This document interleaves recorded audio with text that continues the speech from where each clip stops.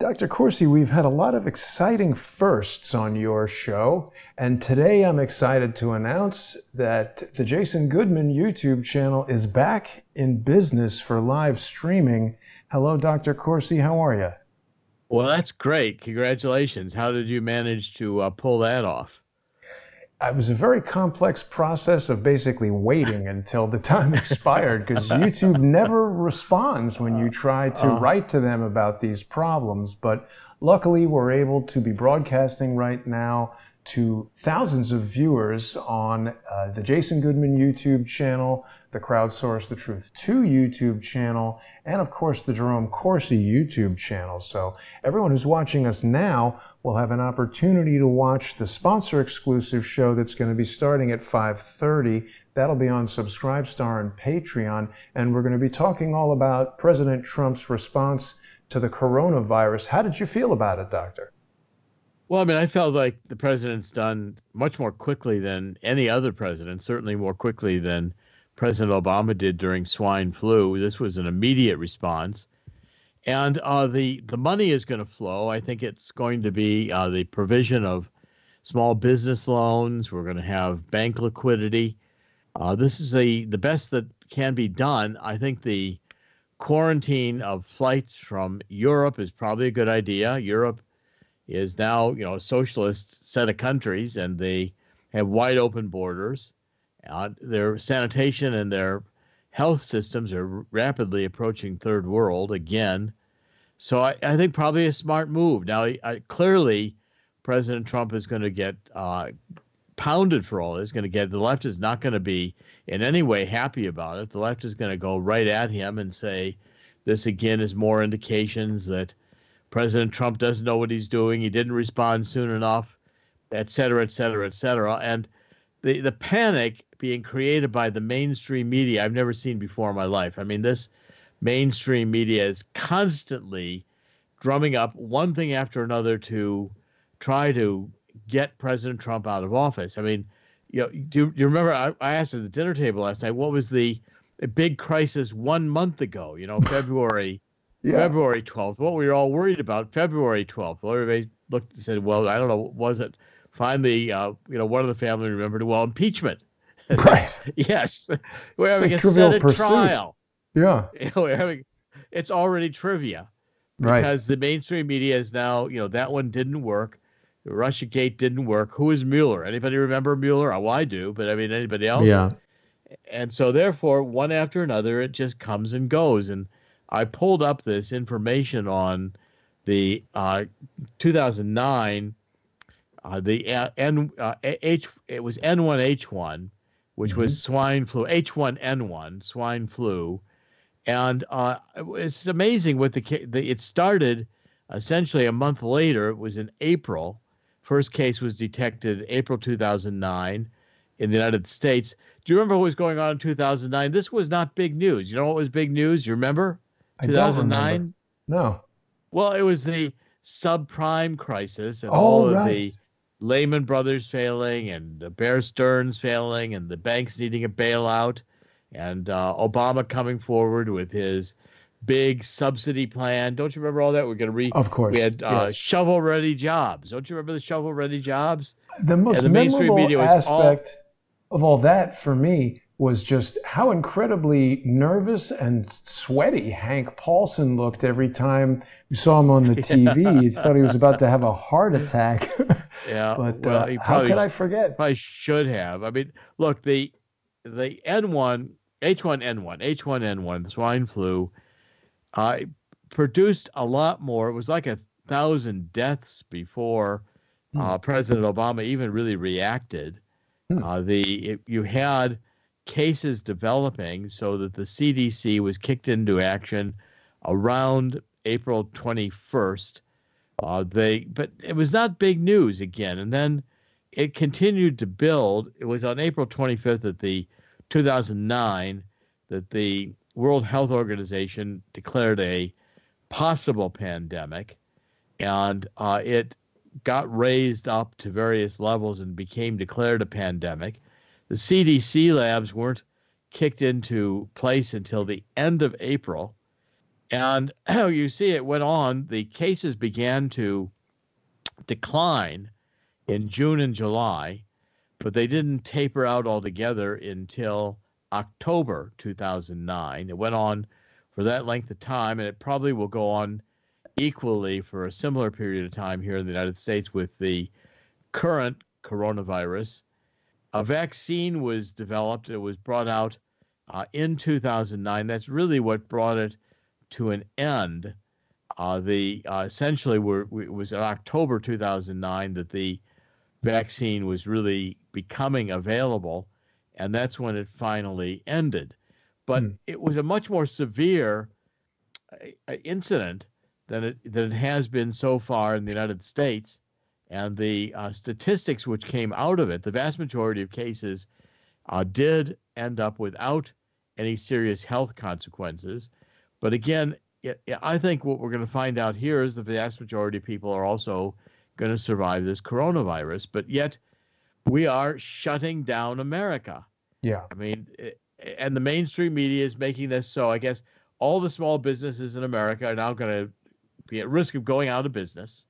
Yeah. Because how can a small business go, a month or two? Today in New Jersey, they just started closing the local schools. So local schools are going to be closed. Now you have the hockey season was put in, and basketball, both in suspended. That doesn't mean they're not going to resume, but they're suspended. So they're not no more hockey games, I guess. No more basketball games. The March Madness is going to go on without any audiences. That's Broadway really the most wild today. Thing ever. We had LeBron James saying that he wasn't going to play if there was no spectators, and it certainly affects the energy in the arena. It seems pointless. Well, what you're going to have now, and what the issue is going to be that even Broadway today started getting shut down. I think by the end of the night, I'm not sure any shows will be operating in Broadway. I mean, Wow. how do you shut down the whole nation?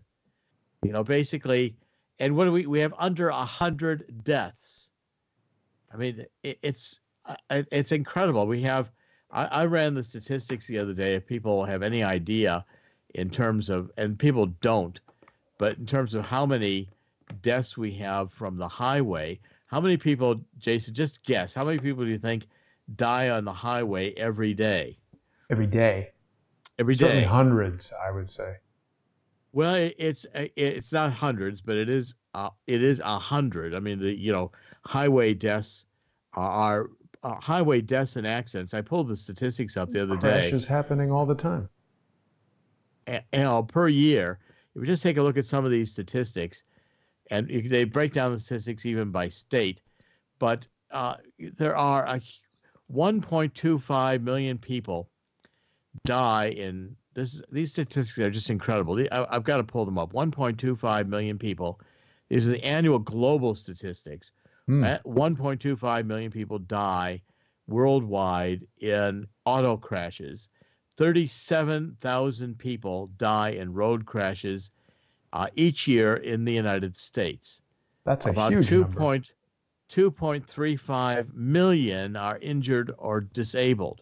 Ooh. Over 1,600 children under 15 years of age die each year in auto accidents.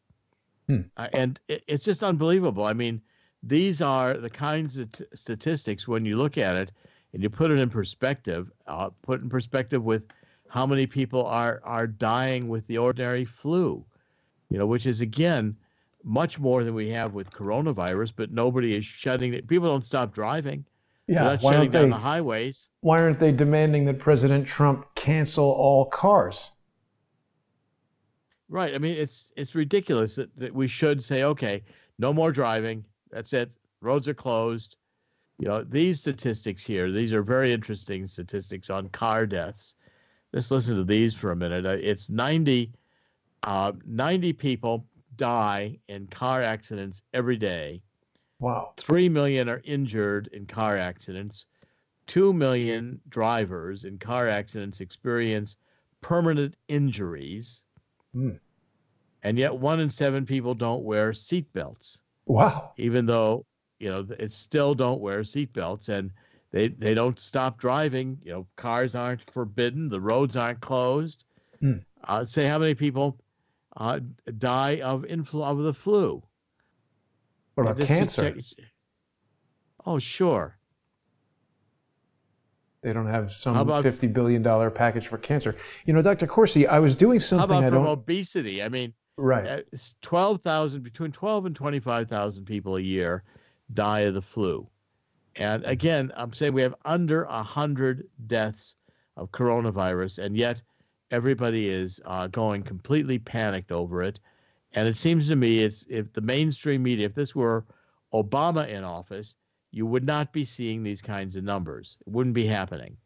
Right. But because it's not, because Trump, now suddenly it's a major issue, and Right. Trump is being, blamed for whatever he did. In the United States so far, there's been 1,323 confirmed cases, and there's under 100 deaths. I think there's actually under 50 deaths so far in the United States. Hmm. And yet we're shutting everything down. All the sporting events, we're going to be watching. I'm not even sure there'll be a baseball season this year. Actually, one of our viewers is telling us here that baseball season has been shut down as well. Auto John 2000 is watching us on YouTube. And Doctor, I do want to remind everyone, if they're watching either on the Jason Goodman YouTube channel or the Crowdsource the Truth 2 YouTube channel, they can also watch our broadcasts on the Jerome Corsi YouTube channel. We're simulcasting there right now, and there are multiple viewers. If people aren't yet subscribed to Dr. Corsi's channel, make sure you get over to YouTube and search for Jerome Corsi. You can utilize Super Chat to financially support Dr. Corsi as you watch. Just tap on this little $ at the base of the chat window. You can also access that on Crowdsource the Truth too. But really, Dr. Corsi, the best value for viewers' money is to become sponsors of your Patreon or Subscribestar page, or the Patreon or Subscribestar page for Crowdsource the Truth. We're going to be starting our in-depth conversation in just about 20 minutes over there. Something I was doing this morning that I don't normally do. I was watching President Trump's speech about what they're going to do about coronavirus to prepare for our conversation today. And I happened to see it from NBC News on YouTube. So Lester Holt was there, and he had a collection of, people, bright bulbs, who were sharing their information. And they pointed out that the Democrats want to use this $50 billion that Donald Trump has proposed sending to the Small Business Administration. They want to use it to give to people who don't have jobs, which seemed counterproductive to me. Well, I mean, the idea that we should be creating jobs and keeping small businesses alive. Small businesses employ the largest number of people in the United States. And a small business that's shut down for a month or 2 months, or who knows if this continues until October, and I think it will continue the crazed nature of it until there's some kind of a vaccine or some way to prevent people from getting the illness. I don't expect it to be a huge outbreak in the United States. I think swine flu was equally contagious, maybe not as serious, but even for people over 80, it looks like the survivability is going to be 80%. I mean, some people are going to die. Yes, that's true.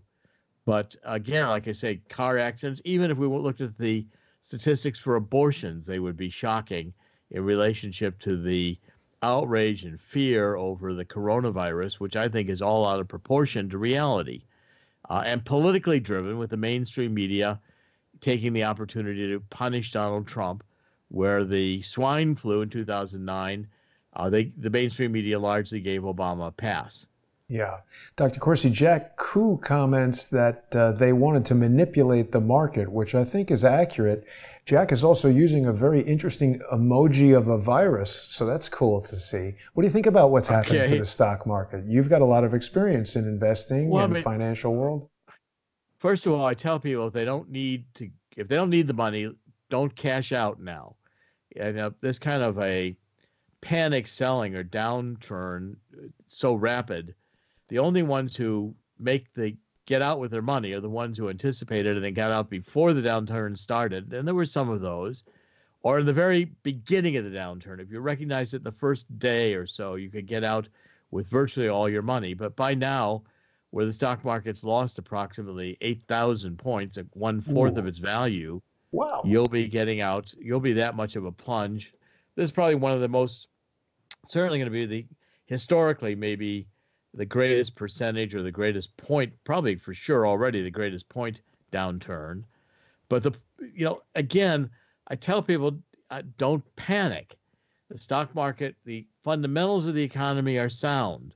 And when this panic can alleviate, whether it's going to be through some kind of a fewer people getting, I always say, what happened, remember what happened to Chicken Little, the outcome of Chicken Little? Well, the sky didn't fall. And so Chicken Little, going around got everybody scared. Yeah, he was very effective at that. But when the catastrophe didn't happen, the scare seemed immediately out of proportion.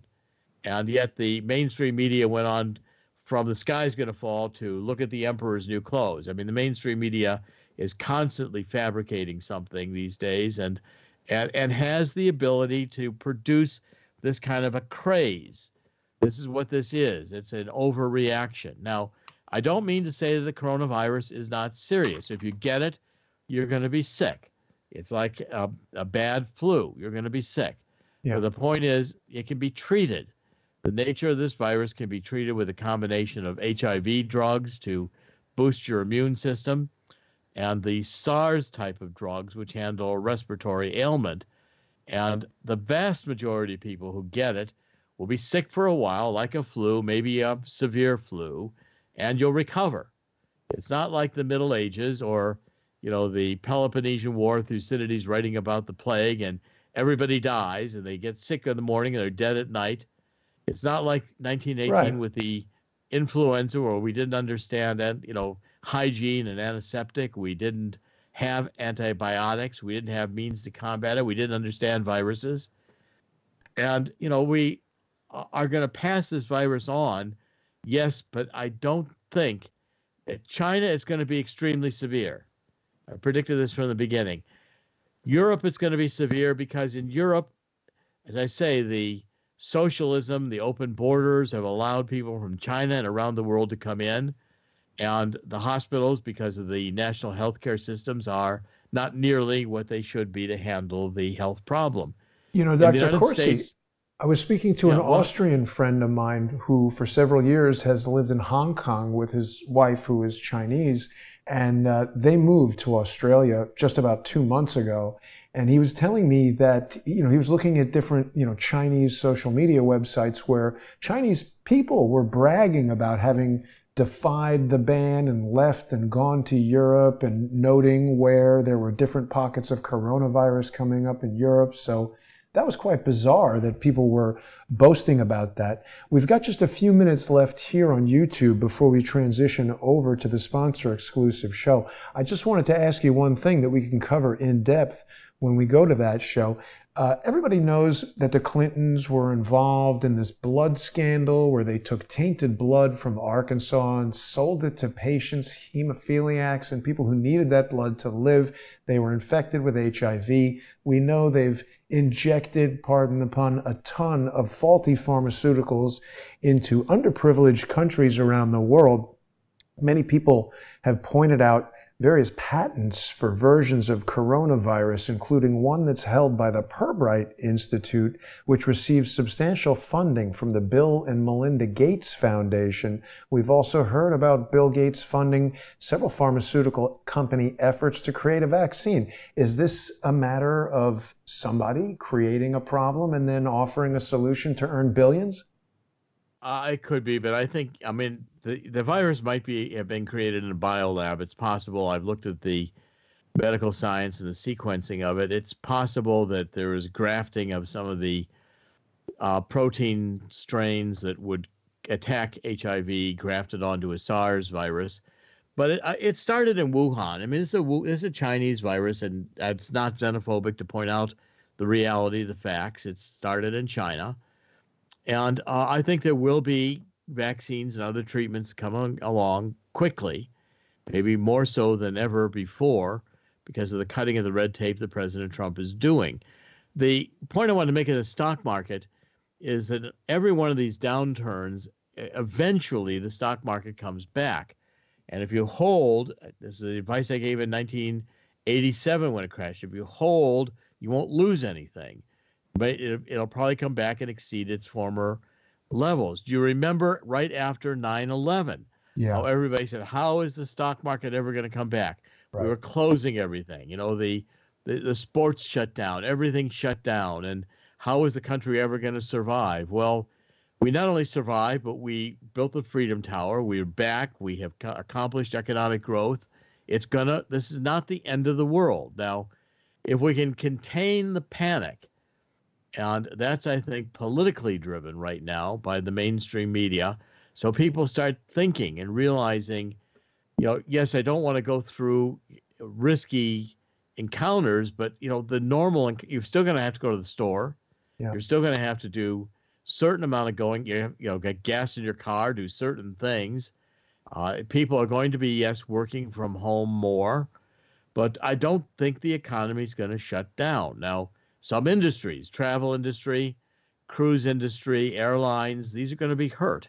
Yeah. But again, if the government helps with the credit facilities needed, these companies too will recover, and people are not going to stop traveling. It may have the major impact I think it's going to have is it shows the real fundamental flaw in globalism in the supply chain. President Trump was really prescient to close the borders and to say, let's not be dependent on China for the production of our goods and our pharmaceuticals as well.